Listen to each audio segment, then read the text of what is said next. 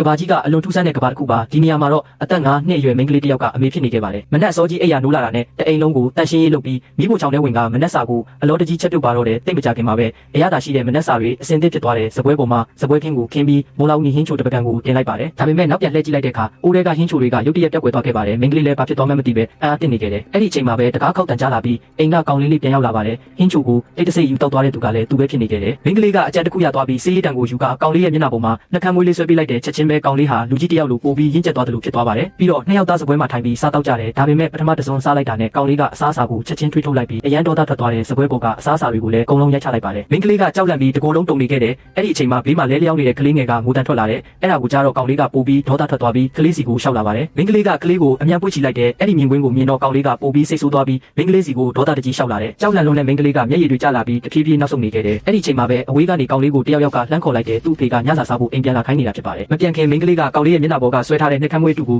ညင်သာစွာဖျက်ပေးလိုက်တယ်ကောင်လေးလည်းအိမ်ပြန်ထွက်သွားခဲ့ပါတယ်